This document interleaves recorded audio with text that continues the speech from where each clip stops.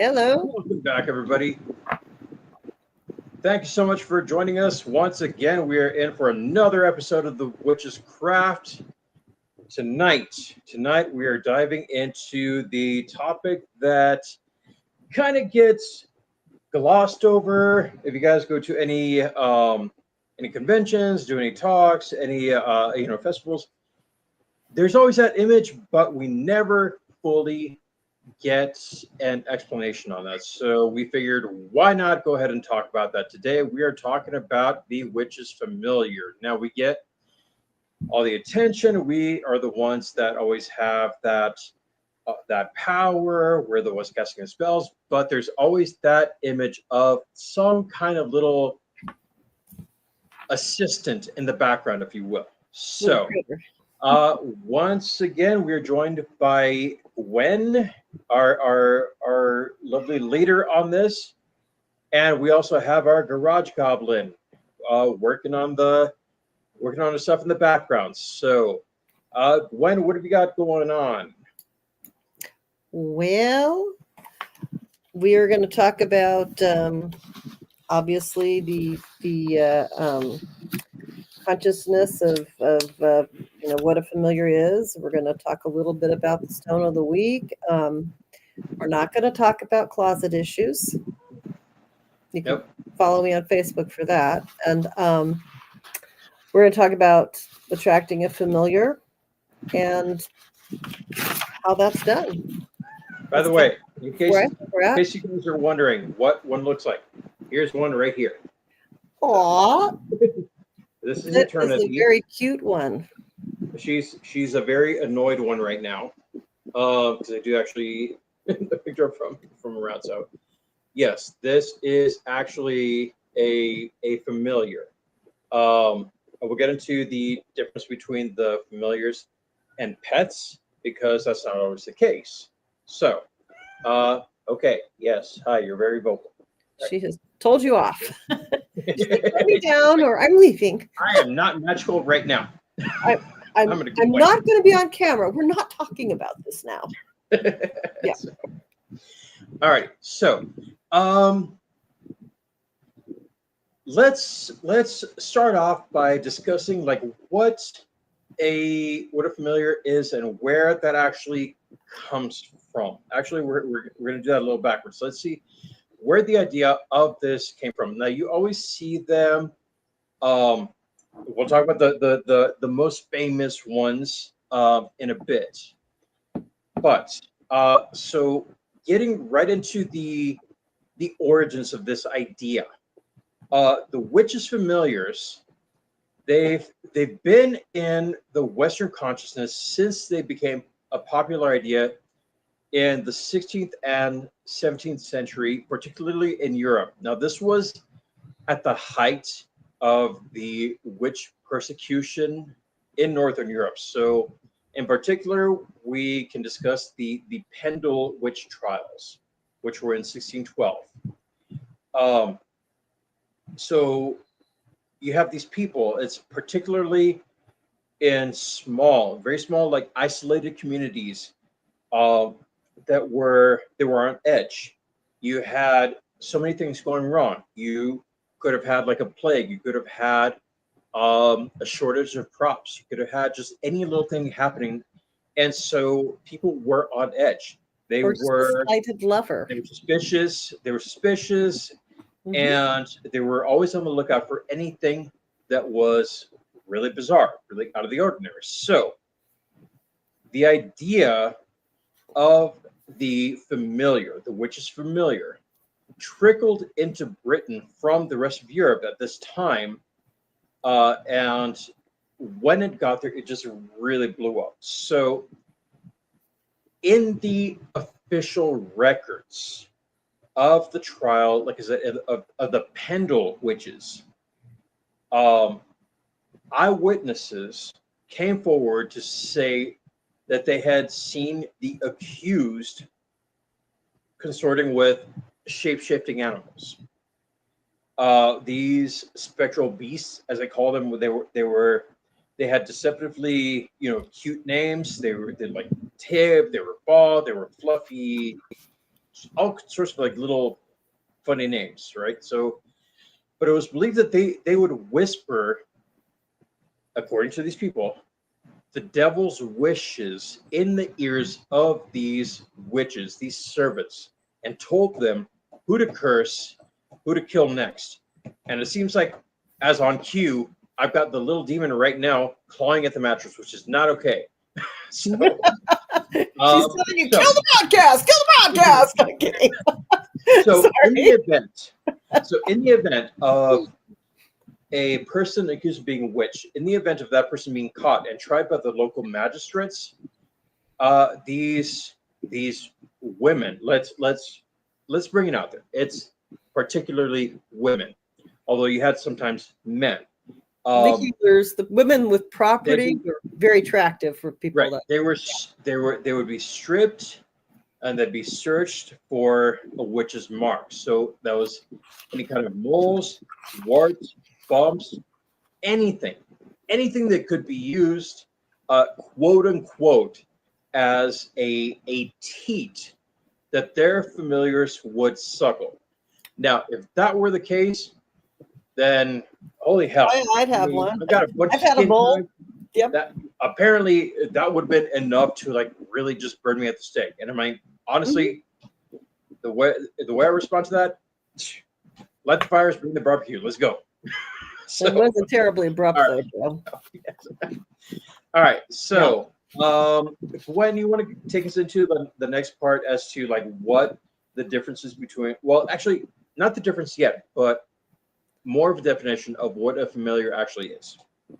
Well, if you take away the medieval version of the little animal that's suckling from the devil's tit, right? Or the women, apparently, yes. Well, no, apparently men, if they had a mole, they were feeding it, their spirit, to keep it alive. Exactly. And anyway, if you separate the not Gothic, even the medieval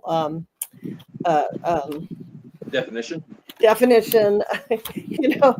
the Burning Days definition from what we typically think of as a familiar and how it works, what you will find is that a familiar is sort of a spiritual companion.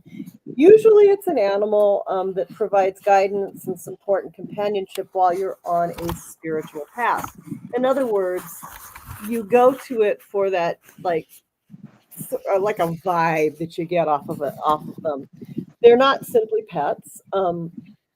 They're sort of a part of your spiritual practice, and by being with them and being close to them, you will probably feel that you have insight and assistance. And not all witches have familiars, and not all familiars are animals.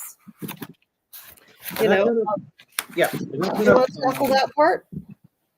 Yeah, that's kind of a thing that I've come across in discussions with the witches. Like, oh, you have a familiar. That's great. I've been trying to get one, but I don't feel any connection to one. So there are witches without the familiars. So, I mean, I probably had a lot of pets, and I think I've maybe had two that were probably pretty close to familiars. But over the years, I've had a lot of animals. Yeah. I mean, same here with my dad working with a humane society. Holy hell, did we have animals? So yeah. So and one thing I want to say too, in with that, some people are under the misguided thought that you can force your consciousness in the old school version. You're going to see through the eyes of a cat, running through the field, and you'll see through their eyes, that kind of familiar thing. That is, again, the medieval definition of that. I have yet to see a cat that wants to be merged like that with, Oh yeah, no, absolutely. I don't recommend you try it. They're not going to respond well. No, they're not. They're not. Usually, I've got a story on that, but usually, yeah, they're not going to respond. You might And have a we're dream going with to talk about that. Yeah. We're going to talk about how to actually attract the familiar. But there's also the convoluted expectation and definition of what happens when you have like spirit animals, power animals, and familiars. Can they be the same? Possibly. Yeah. Are they different? Generally, yes. So, So if let's you want me go to the spirit animals. Yep. Let's go to the spirit animals. What? So- Gwen, you want to tell us? So spirit animals are beings with energies or consciousness that interact with the physical world, and they're also believed to guide animals. To guide individuals. They can guide animals too through different phases of life. And you get a connection with the spirit animals. It's usually personal, and it can change based on your life path. For example, if you're going through a phase of transformation, you might find yourself drawn to the butterfly. It'll symbolize transformation and rebirth. Also, maybe the dragonfly. That's another one that's kind of transformation. If you're in the process of a major life change, you might find that they're associated with good luck or prosperity, or be seen as messengers from the spirit world. And in magical traditions, dragonflies can be used to encourage personal growth and self-discovery. And you might have hummingbirds fly inside. I've had a couple of those. We talked about that symbol.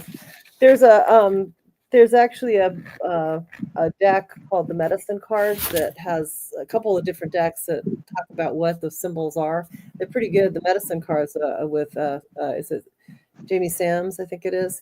That's a real good solid deck that has the spirit animals. You'll find that you can look these things up. Like if you keep seeing a dragonfly, or you keep seeing a hummingbird, or you keep seeing butterflies everywhere you go, those are the messengers, and that's more of a spirit animal. A spirit animal does not necessarily live in your house. It's something that, like, everywhere I go, I see crows. Well, it might be kind of. I see a lot of crows, and I feel like there are a lot of crows in Santa Cruz County, but I see a lot of crows, and I feel like I have a connection with crows. Not always, but I do. Of course, in my house, I see a lot of parrots, but that's beside the point. But yeah.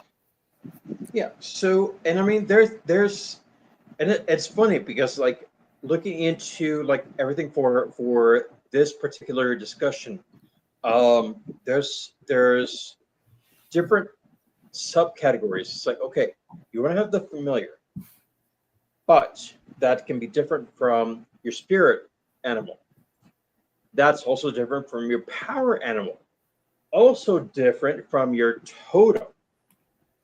And where this becomes convoluted is where people can accept that there's one particular kind of animal, and they might misconstrue that. Like, okay, oh, this is my power animal. This is my protector. Oh, this must be my spirit animal. Not always the case. So, I know it seems like it's kind of choppy, but I promise you guys, it all kind of connects, because at the end of this, you'll have a better understanding of which animal falls under which category and which ones you can actually connect with on different levels. So, in speaking about power animals, these are the ones that are your protectors and your guides. So, these are similar to spirit animals, but these are actually more permanent. So these are the guides and the protectors that are with an individual for life. Uh, these are tied to spiritual energies, and often they represent qualities that a person either has or needs to develop.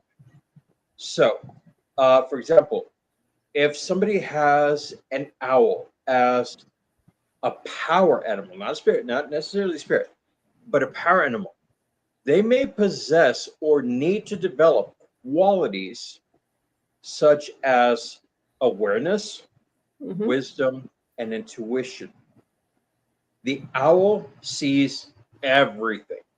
Mm-hmm. If you look at an owl, if you look at the characteristics of an owl, they have that ability to turn their heads every direction. Oh So yeah, it's that that is a symbol pretty. of awareness. Yeah, that So neck rotation is that really could be interesting. that could be a possible point of focus. So you want to gain wisdom from this side over here, but also right behind you, there's something else going on. So an owl can turn its head all the way around. I mean, it's As yeah, it's as the a, it, as a its power animal, rotation is literally, 360, yeah, 360 very degrees. very Yeah, good movement. yeah. So uh, that can tell you how much you need to focus on awareness, on intuition. Maybe you need to follow that. Um, and honestly, even if it's not that deep a connection, even if it's subtle, when you're seeing an owl flying from left to right, this can happen at night. This can happen anywhere. That kind of tells you that there's something in your present or in the near future that you need to focus on. So that can be a power animal, an owl. Mhm. Now, once again, these are different from the totems. Now, that gets tossed around a bit. The totems, people say, oh, yes, this animal is my totem.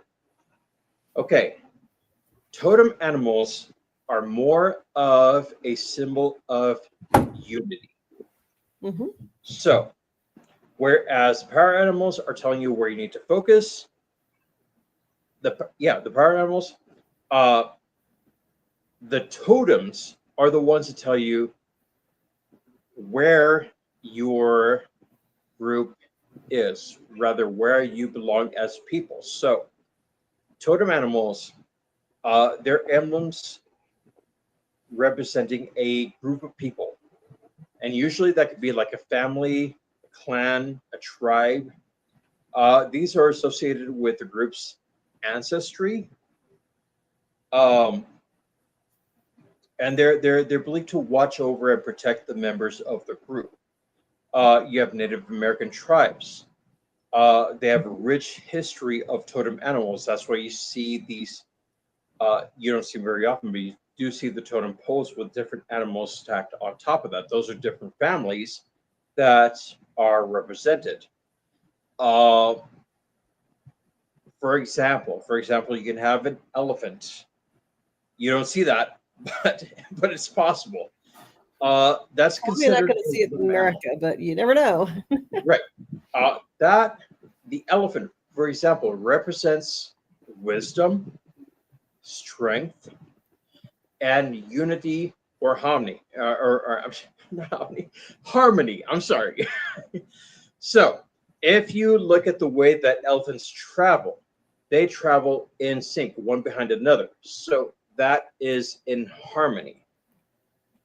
So that is the difference between spirit animals, the power animals, and the totem animals. And that's a lot of thing. That's a thing that a lot of people kind of get mixed up. So now we want to go a little bit deeper into the differences. So what have you got for us on that? Well, understanding the differences, it's obviously subtle. So you're looking, spirit totem and power animals are sort of it's sort of a essential that you kind of understand what the deepening connection is to set, to nature and to center your spirituality. So a transient animal, one of the key differences lies in their transient nature. Like, for instance, a spirit animal can come and go. It can offer specific messages or guidance or particular phases of life. They may appear in dreams, or in real life during times of need, significant change. On the other hand, totem and power animals are a little more permanent features in your world. So a totem animal is an emblem that's going to, like you said, represent a group of people, family, clan, tribe, or nation, which is, by the way, the concentric circles: family, clan, tribe, and nation. Just a thought. And those are passed down through generations. Power animal is a spiritual guide, and it stays with you all through your life. So you're really looking at a kind of a which ones do which. Like, if you wake up and you're dreaming about animals, that could be a messenger. If you're seeing birds consistently for a while, messenger. If, on the other hand, you consistently dream about lions or becoming a lion, or that's power animals becoming a lion. I actually had that dream once, shapeshifted into a lion. So I knew that was my power animal for a long time. And my spirit animals could be anything, including hummingbirds, because I've had plenty of experiences with hummingbirds and or crows. So, and I'm not sure what my totem is.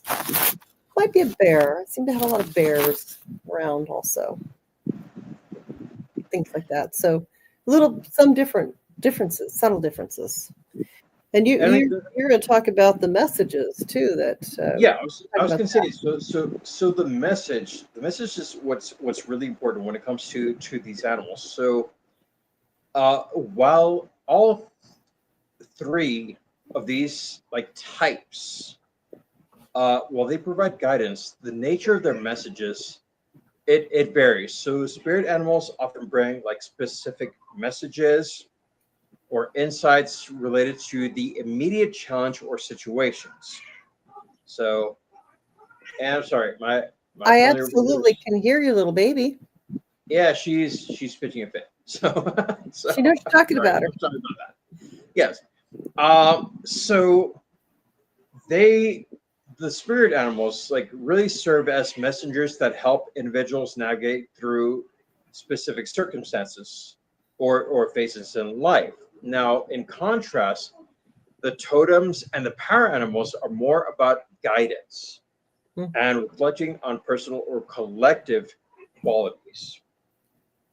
So a totem animal embodies the shared experiences, values, and beliefs of a group, while the power animal reflects an individual's inner strengths and potential, guiding them towards self-realization and empowerment.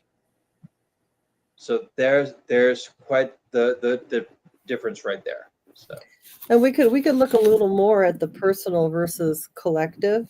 So when you look at the key difference, one of the key differences would be the scope of the influence, right? If spirit and power animals are more personal, then they would represent more of your individual path, right? So that your individual spiritual path, like where are you headed? And so for that, that's your personal traits or your life journey. What are you doing? What are you choosing to do? They provide guidance on a personal level, and they help you to understand, your individual ways and your unique strengths and challenges and your spiritual goals. Whereas totem animals, being as they are more of a collective, they're going to represent your more like your family and your clan, and like you see political families, or you see activist families, or families that are deeply into racing. That's more of something that it probably is a totem animal for that. Maybe the roadrunner. I don't know. Yeah, so they're going to represent a family or a clan or a tribe, and they're going to symbolize like a shared identity and values and beliefs, and strengthening on the bond within the group, and serving as a reminder of the group's ancestral heritage and spiritual lineage. And I want to say, when you look at totem animals, adding in, that's kind of like the eagle, for the United States, California bear flag. That's a totem for sure, because you're looking at a certain tenacity. So, and it's not always a good thing. Look at the Nazi eagle, right? I mean, True. Yes. You have an eagle. They had an eagle. I'm seeing a connection. I'm not going to go there right now, but there's when you see animals on flags, you're looking at totems. Right. And you've got the aspects of it. You've got spiritual animals, you've got totem animals and power animals. So transient animals are going to come and go. Totem animals are going to be permanent fixtures representing groups, i.e. eagle, bear. Permanent fixtures representing your individual lifelong thing. Like, what do you like to have around you? Like, I like cats. So, they're kind of like, that's the lion and the cat thing. That's kind of my power animal. I'm kind of feline. Messages and guidance. Spirit animals are going to bring specific messages and insights. Totem animals are going to be more like a collective guidance, right? Rehashing this again. And then that's the quality of the group. Providing guidance and qualities of your personal stuff, that's your power animal. It's pretty interesting too, because when you look at personal versus collective, personal is representing an individual spiritual path. The collective is representing a shared identity, right? So when it comes to the power animals and the totem animals, you got the power animal again is a personal thing. So when you look at it, your spirit and your power animals are sort of more yours. But the totem animals, they're the group. And you'll see that in racing. You see it on businesses. USPS has the eagle, right? Because it's seeing everything and it's getting things where they belong. And we use a lot of that. A lot of that is in business symbols. And, you don't really think about it, but you got a lot of symbols out there, baby. Right. Yep. And Joe, you were talking about some of the other more cute little types of little animals out there, and I know what the next one is. I'll wait. Yeah, so the thing with the animals, there's no way to separate this discussion from really just kind of not necessarily categorizing, but calling out or naming the animals that you have, particularly in your area on the Central Coast. So, we have them all. In fact, we have a mountain lion loose in my neighborhood. It's been spotted by a number of my neighbors. And I'm in a neighborhood down by Rio Del Mar. I mean, look me up, you can find me. It's not a big deal. But yeah, we've got a mountain lion on the loose. There goes my nightly walks. But go on. Well, yeah. Here's the problem with me, that I'd be like, I know. There's a meme out there that says, "Well, my last words would be like." Yeah, I know. Unfortunately, that would be me. So I don't know if you want to mess with that. Like, I've already been locked in a closet this week. Yeah, no. Let's not do that. So, okay. So Garage Goblin says we got to wrap this up pretty soon. So let's try to get through this not immediately, but as quick as possible. So yeah. Trash pandas are some of my favorite, and I've had quite a bit of experience with raccoons. I absolutely love them. I fed them. I developed a close relationship with them. There's one that actually walked with me where I used to live. She literally walked from the parking lot. She was waiting for me when I got home. She knew what time I got home. She'd wait for me at the parking lot, and then Mhm. she would walk. She would guide me. She would lead the way up to my apartment, and she would wait up there at the top of the stairs because she knew that food was coming. So um, later on, I had no idea she was gone for a bit.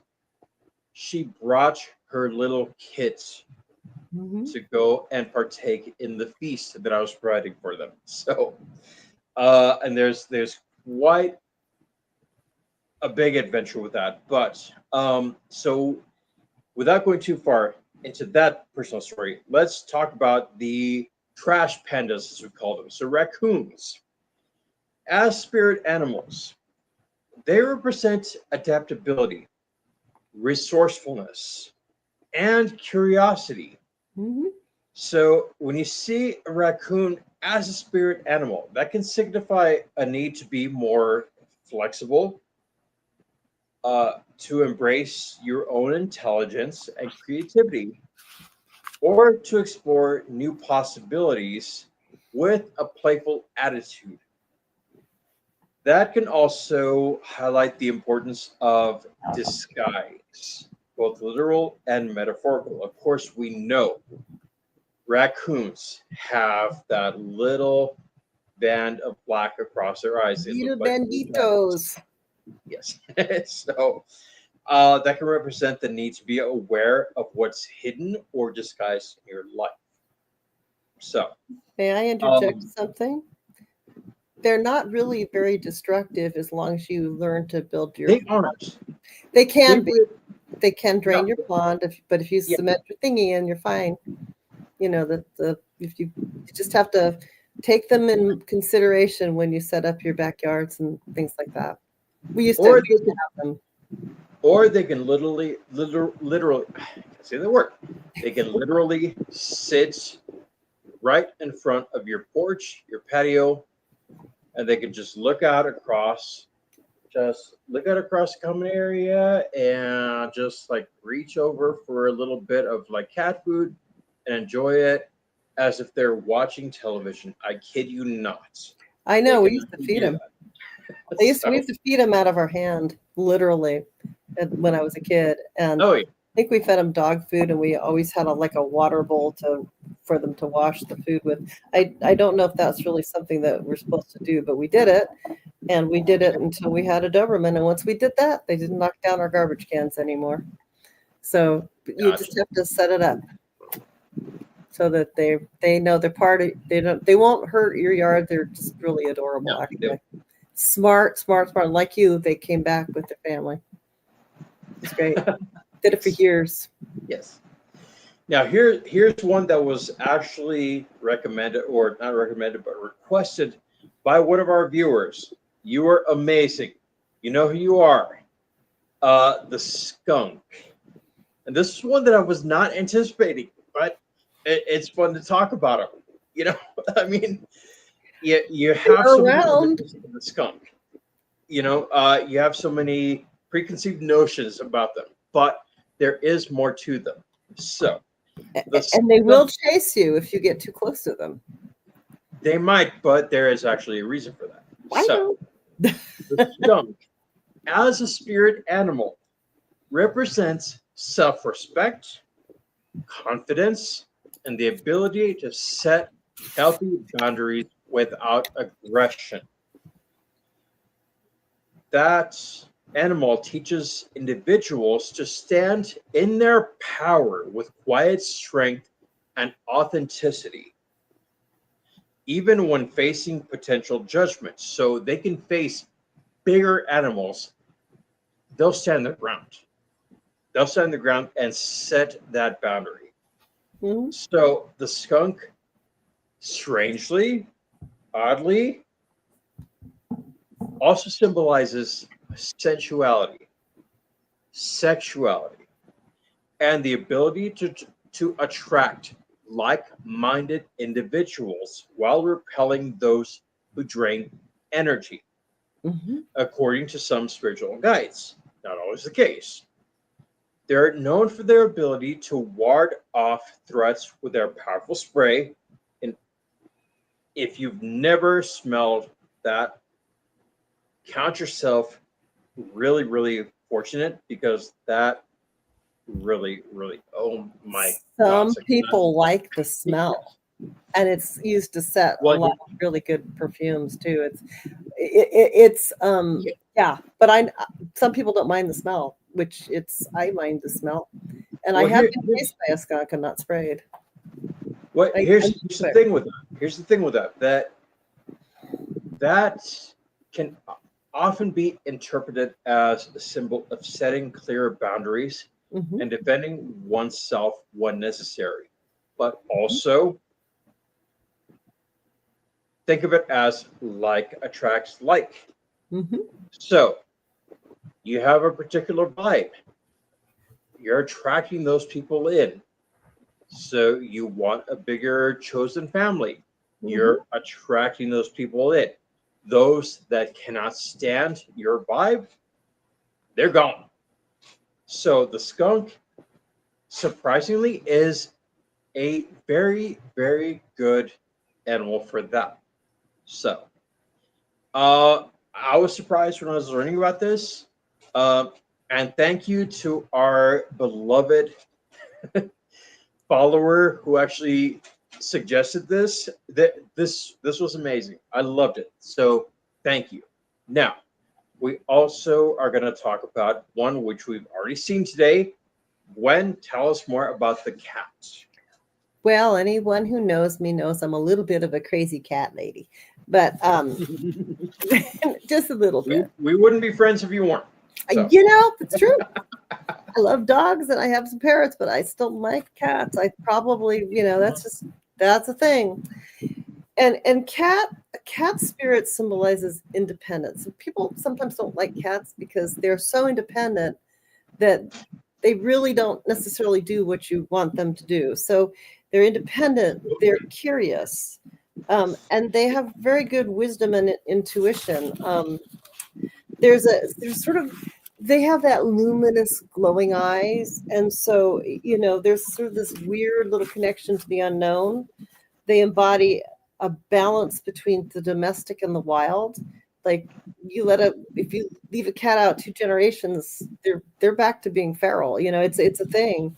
But if you adopt one as a baby, they'll be right in there with you. Even jaguars can be pets. I wouldn't necessarily. I don't want to try to feed one because it's too big. But they're very graceful. They're so agile. Most of them. I have met some clumsy ones, but their agility is kind of something that when you're looking at it as a symbol, it sort of shows you the ability to kind of navigate your life's challenges with agility.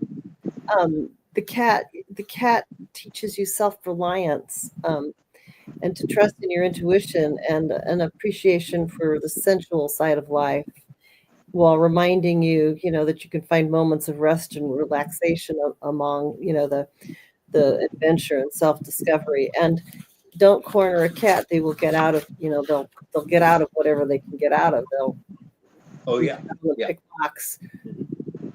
If they're like me, they'll drill out of doors. I keep mentioning this. I may explain it later.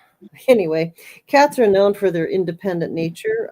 They will encourage you to trust your own capabilities, to make your own choices, and not to necessarily follow the crowd. Cats do have clouders and they will hang out together, but they're not pack animals. Dogs are pack animals. They'll hang out together. But cats, not so much. They have to really like each other to hang out together, and then God, don't get too close. Um, they inspire a spirit of adventures and curiosity, and they want you to obviously the energy is to explore the unknown internally and externally, and so they're balanced between opposites, wild and tame, action and rest, light and dark, and it's sort of they sleep a lot during the day, but when they're active, they're really active. You know, Oh, they have the whole scamper thing where we call them the zoomies, right? Midnight, the always famous, like right in the middle of the night, cat 4 suddenly o'clock in the tails go morning. like this and they're zooming. And you're like, where did that come from? You know? 4 o'clock in the morning is when they choose to be their absolute like most active. Yes. Right before you're gonna go to bed. Oh no, we don't want to go. We're gonna play now. Run, run, run, or jump across your chest really fast, which can be painful. Yes. Yeah. Anyway, yeah.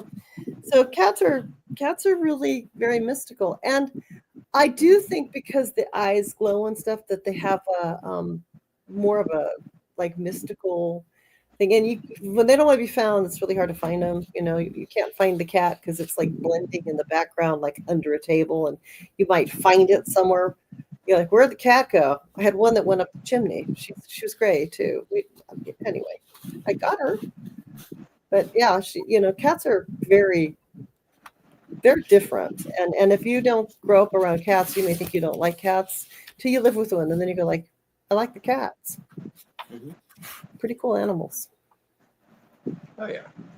I mean, I love the fact that one of the things that I've really been intrigued by is the fact that they've always kind of been categorized as being both the light and the dark sides of the self.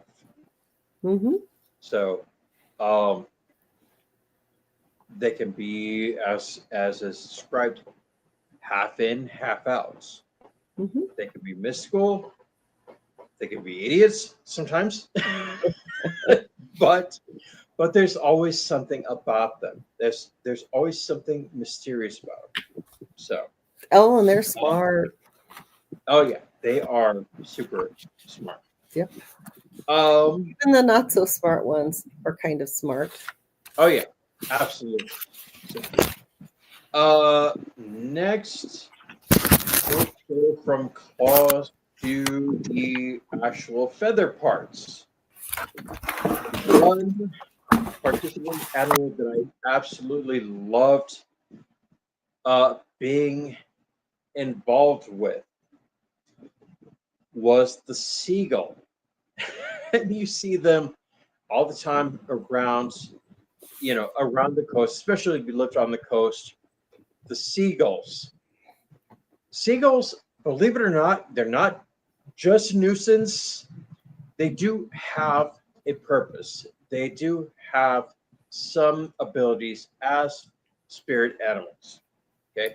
So, um, the seagulls can be viewed as spirit animals that are often associated with resourcefulness, with adaptability, and freedom.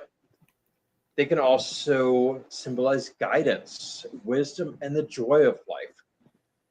When a seagull appears to you, and I has several, it can be a sign of opportunities that indicate that you're well equipped to handle life's challenges because they're so adaptable. They're known for their ability to thrive in various environments and their cleverness in finding food.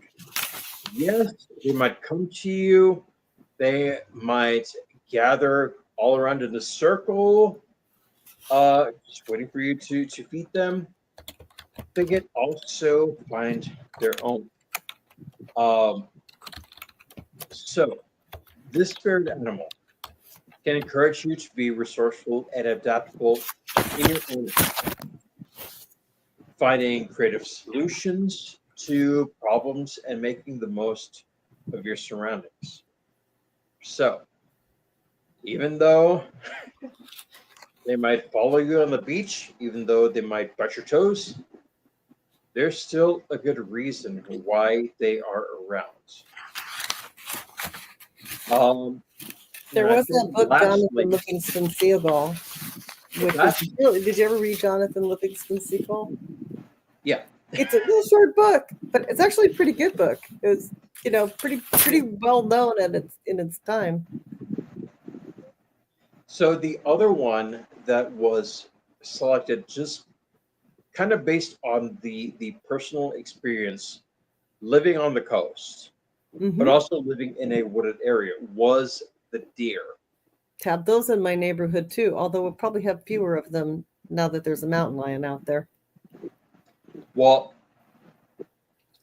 I mean,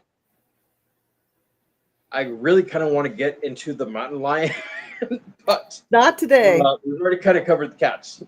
Not today. Not today. Maybe not today. The deer spirit animal, that embodies gentleness. It also embodies grace and intuition. That can symbolize a gentle yet assertive nature. It can encourage self-confidence and resilience. It also represents regeneration, rebirth, and the ability to adapt to change. If you look at a particular deer, if you can follow, if it's possible to follow a small group of them, small family, small herd, whatever you want to call them, you can see that there's going to be at least one or two that are going to assert themselves. So that's usually the buck that will come closer to you. It might not attack, but it will let you know, hey, I am here. What is your purpose of being here? Same time, you can see that regeneration because they actually do lose their antlers. Yes, they do. They do regrow them. So there Yes, is they that do. regeneration. There's that rebirth. So you can have the deer as a spirit animal that will guide, typically that'll guide the individuals to find balance, inner peace, and a deeper connection to the nature. Because if you ever come across one, they are absolutely peaceful. They will not attack you. They make it a point to just come close and let you know they see you. They see you. They acknowledge that you're present. They also make it a point to let you know that they're present. So, and I've actually had that happen a couple of times when I was around the coastal area. So, so those are just some examples. Of course, depending on where you are, where you're tuning in from, you can have different animals show up, and doesn't necessarily have to be an animal that is in existence right now. Does it have to be an animal that exists or that existed in the past? Not necessarily. Can you see other animals or other creations? Can you have those as your spirit animals, as your power animals, as your spirit guides, as your totems? Absolutely. You can have anything as far as a dragon, a unicorn, a Pegasus, anything. When you see this image showing up for you various times, it can be 3 times in a week, 4 times in a week. And it doesn't have to be a live animal. It can just It be doesn't simple. have to be a live animal. Can you have a Tyrannosaurus? Absolutely. Just look at the characteristics of these animals and see what they actually meant, what they characterize. And you can make that work. You can have that as your animal. Now, let's look at how to attract that familiar, that animal. So, when you want to tell us a little bit about that, please. Well, I'm going to tell you, I'm going to give you an example, a quick little example. Because there's a lot of different things that you can do. But for instance, I've always had cats in my world, and I had something like 4 cats, and I had a fifth cat that kind of added later, and she was black kitty, and I really liked her, but I kind of got her when she was older, and she kind of been passed around, and so she didn't really live terribly long after we got her, and I was very upset, and I told um, one of my friends, I, I would take another cat, but it has to be black, you know. We've got the fifth food bowl, it would have to be black.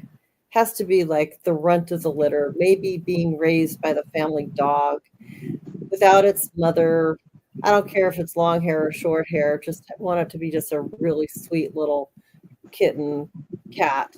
Does I don't care if it's male or female. And I was in tears. I found out my cat had died while I was working at the shop, and it was just in the middle afternoon. I was just like distraught, and um and the very next day I went to work, and I was still very upset about it. And one of the ladies that worked as a reader at the table had just moved, and she'd moved to a house where the mother cat had disappeared. It had been about 2 weeks, and the kids were bottle feeding the kittens. There was one cat that was rather bedraggled. The family dog was racing it. It was sort of getting a little mothering from an older kitten. And it was the runt. It was the absolute runt of the litter. And she said, "I think I have the cat for you." Oh yeah, and it was black. And what's interesting about that is I thought he would be everybody's, cat, but this cat is really my cat. He's my pillow cat. He knows when I go to bed, he comes and he joins me. And and of all the cats I've had for a long time, this little space was available, but he's so calm. I'll put my hand like this, and he's on my hand, and we're asleep in 5-10 minutes because he's there. When he's not there, it takes me longer to get to sleep. He's just this enormous comfort, and he is my familiar. By definition, that's the calm. If I need to decompress, I'll go and we'll just be together, and so close. And he really doesn't like anybody else. I mean, he's okay. He's not rude, but he doesn't want to be in the room with you, so and yet when we first came home, he was good. He was okay with Tom, but he absolutely is like, "No, you're my cat." That is how I acquired probably the cat that is my familiar, which is Midnight. And I don't think of him necessarily always as being that, but I can't, I'll search the entire house before because if I can't find him, I want him inside. I want him right here. And he knows, he just comes. You don't summon a familiar, although I put the order out. If this cat comes to me, that's fine. And I didn't think that the cat would be in all literally tick off 5 boxes. Literally, that's what happened. No mom, was the runt, so on. It's like I said, this is what I would have in a cat. And he's now a 20-pound beast, and he's long haired and fluffy, and he's really a good cat. He doesn't destroy furniture or anything. So there's no single universally accepted spell to attract a familiar.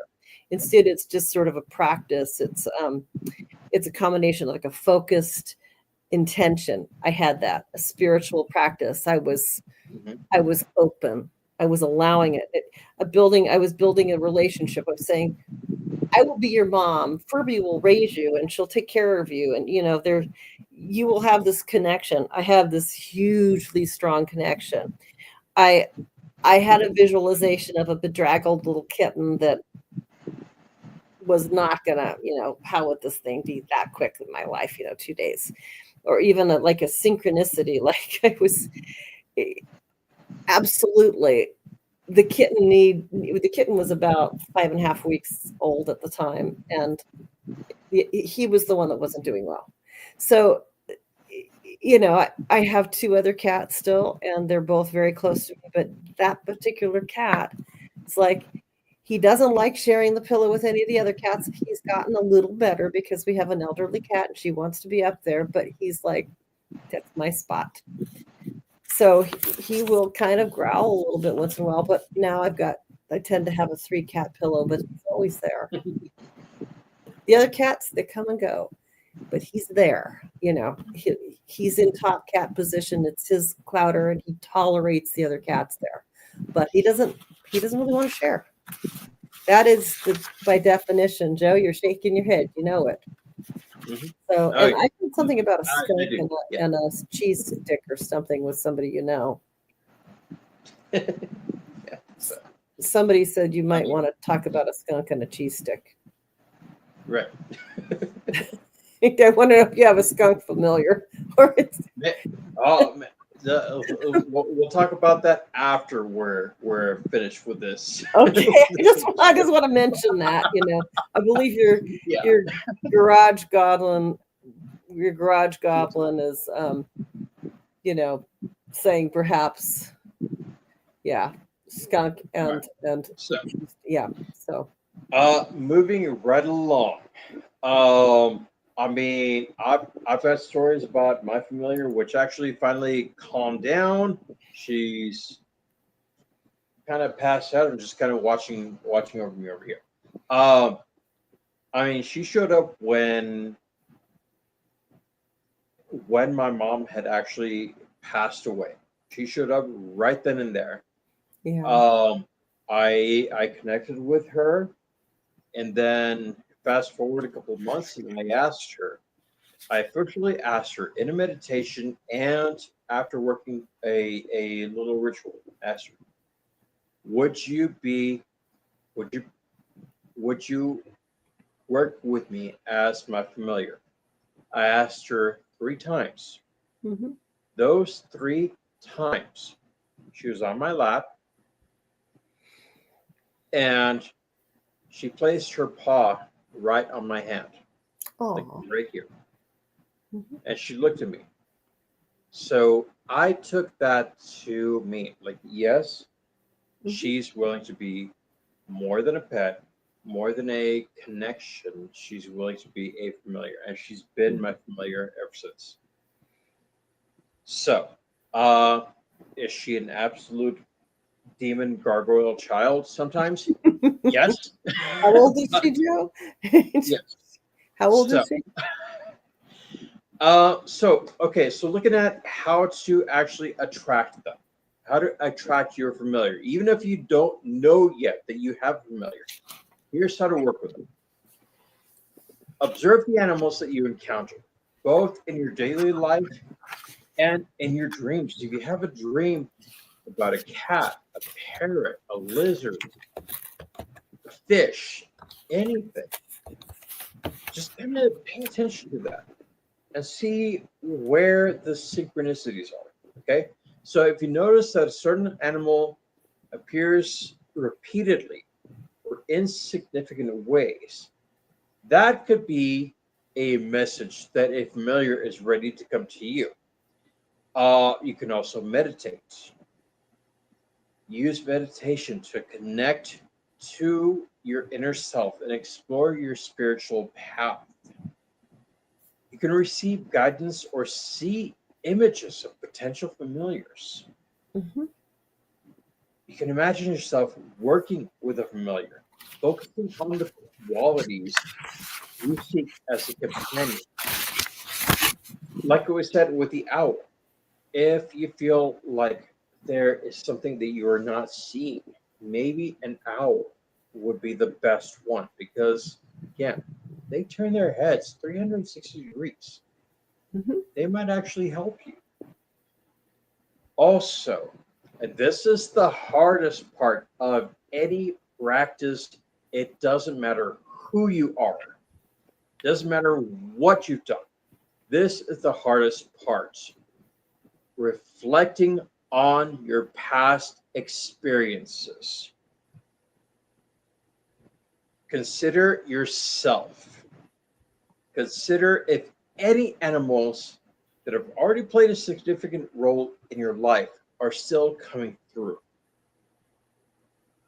That's the hardest part because it's the most painful. Looking at your past and wondering, okay, what was there? What could have been there? What animal has the same characteristics that I did as I was going through that transition? So it's painful, but it can help. Now, also, if you are deeper in this path, in this craft, you can communicate with the deities or the spirit guides. If you work with deities or spirit guides, ask for their assistance in bringing you familiar. Also, when you actually come across a creature, you need to remember to respect their agency. Respect them, even if you're drawn to them. You cannot force a bond. If you have a particular animal, even one that comes to visit you, you still need to act as if you were conversing with another person. Remember, consent is important. Consent is sexy. Make sure that in this case you are conversing with that animal and asking with consent, are you available? Are you willing to be my familiar? That is exactly what I did with Eternity. She was already in my space. She was already just involved, but I needed to ask her still, are you willing to be my familiar? And she gave her a response. So, spend time with the animal. You find an animal that you feel drawn to, spend time with it and observe its behavior and see if you have a real connection that develops. Uh, you'll have that intuition, yes, but you'll also have certain observable signs. Let's put it that way. So, um, offer your energy to the animal. Offer your energy, your attention to it, but also again respect its boundaries, and that's something Yeah. that we cannot stress enough. Ensure that you can provide a safe and supportive environment for any animal that becomes your familiar, and also focus on that spiritual connection. The most important aspect of the familiar is that spiritual bond, not just the physical presence of the animal. Just because, for me, for example, just because the raccoons came to my door didn't mean that they were already my familiars. It just meant they were looking for food, that they knew where to find it. Mhm. But spending time with them, actually sitting out there, talking with them, being involved in their activities, then once you actually have that going, you can ask if that particular animal is willing to work with you as far as that.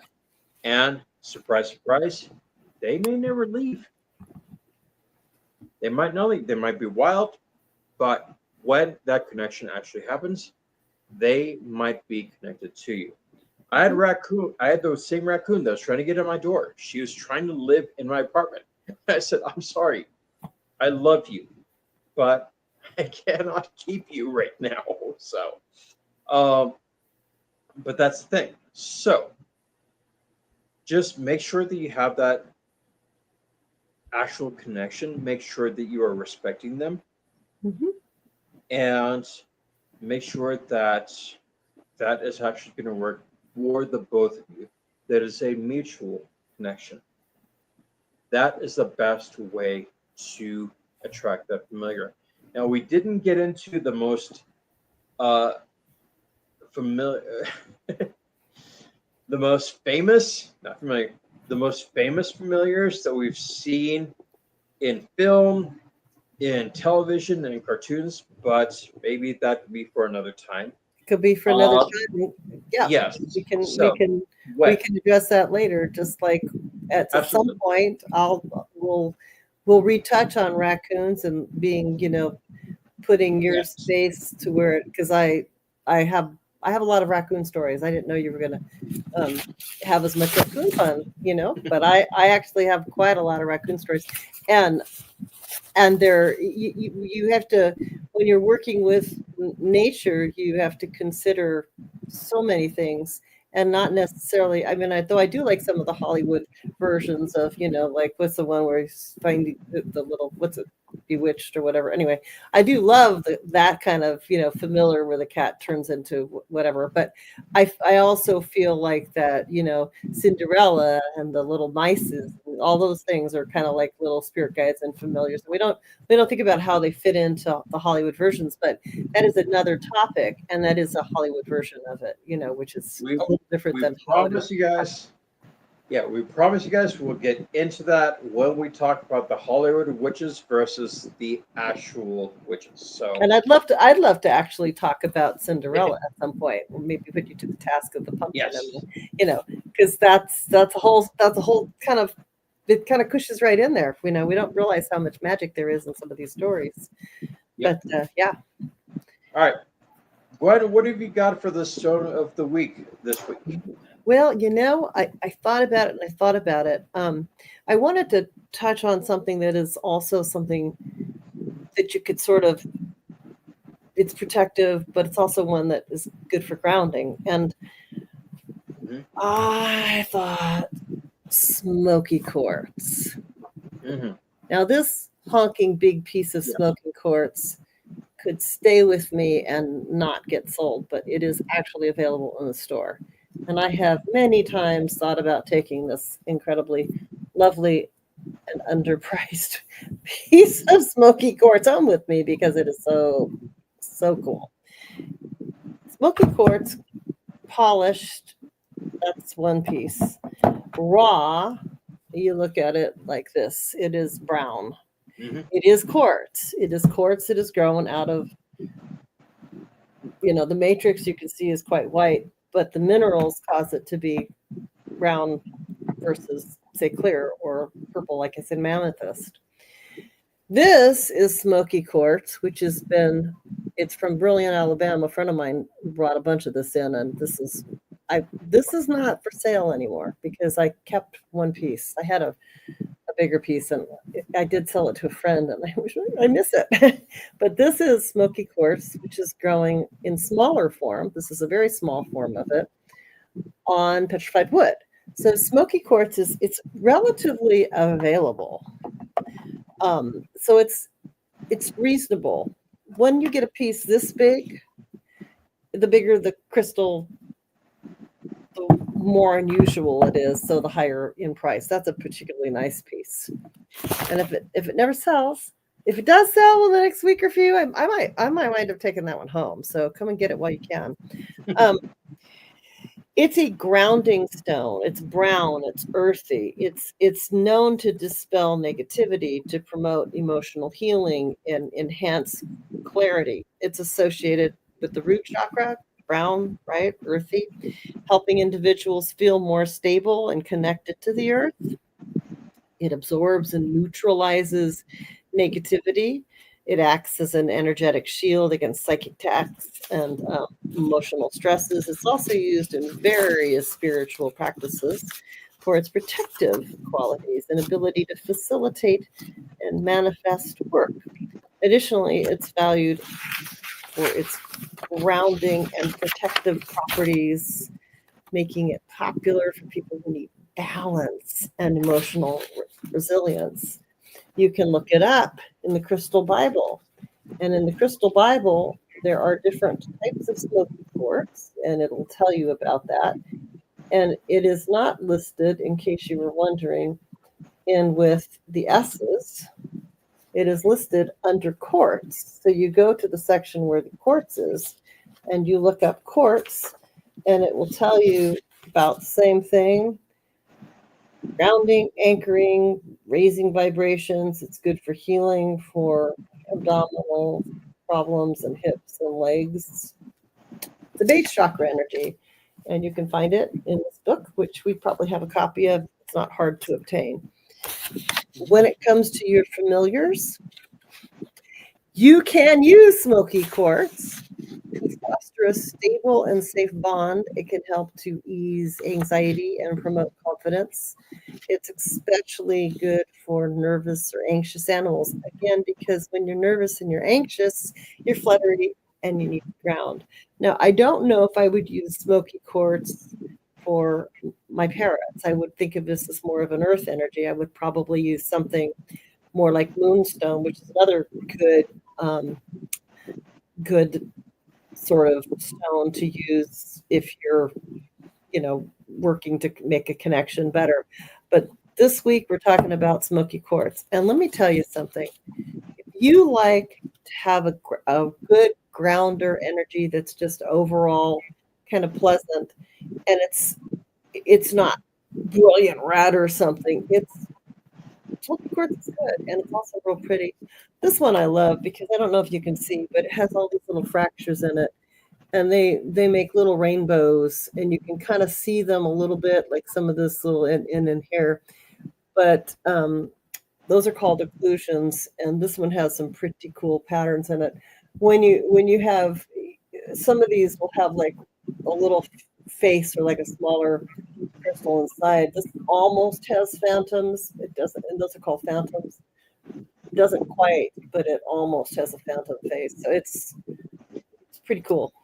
And that's what, and I think in the right at the comments on the Facebook page, we do have it in sale. If you go to AppleVisionsProducts.com, you can look it up. We have quite a little bit of smoky quartz. So if you type in smoky quartz on my page, you can find on our website, you can find various different forms of smoky quartz. Yeah, just one of the many, many things you guys can find at Avalon Visions. So, once again, as we always say, if you guys haven't been able to check out the website yet, absolutely go there, check them out.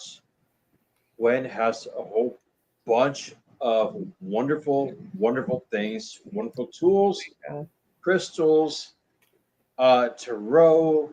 She's even got a little clothing line on there. Oh, yeah, It's just really, really awesome stuff. So I like the oil line though. That oil line's pretty cool. Oh yeah, I mean that's our exclusive line. Nobody else has it. Oh yeah. So if you guys haven't been there, absolutely just go down there. If you're in the neighborhood, if you're in the city, please make sure that you can actually go down there, check out Avalon Visions. You're going to find what you need. So I think that's going to do it for this week, Gwen. And we love you guys. We once again ask that you can give us a like, give us, if you're checking us out on YouTube, that'd be awesome. If you're checking us out on the Avalon Visions website, also great. Let us know what you guys want us to talk about as far as, a topic. If you think that there's something that we missed, something we got wrong, we absolutely welcome every comment, every suggestion. We actually took a suggestion tonight, so I will call him out by name. Thank you, Scott. Thank you, Scott, for suggesting some of those familiars that we talked about. You are amazing. You're an amazing individual. So, yeah, keep it coming. If you guys want us to talk about a particular category, a characteristic of the craft, let us know. That's what drives us. That's what helps us to define what we're going to talk about in the coming weeks. So, and I want to add in real quick that if you're on Facebook, that the Witch's Craft has its own page, and it's the Witch's Craft, and you see a little like green broomy thing. Definitely follow that page. We're up to 76 followers. We need a few more. So if you can like us and follow us, we're only going to put out a broadcast once a week, but with your help. So because it should be going out to his own page. So we want to do that. So like us and follow us, and Joe, back to you. And over on YouTube, the more likes we get, That too. more YouTube knows that we exist, Mm-hmm. and we can actually expand to a greater audience. So if you guys see us on YouTube, go ahead and hit that like and subscribe. And again, drop us a comment. Let us know what you guys want us to cover. We're here for you guys. We love you guys. And we will see you again next week. Take it in. Talk to you later, all. Ciao. Thank you guys. Thank you again.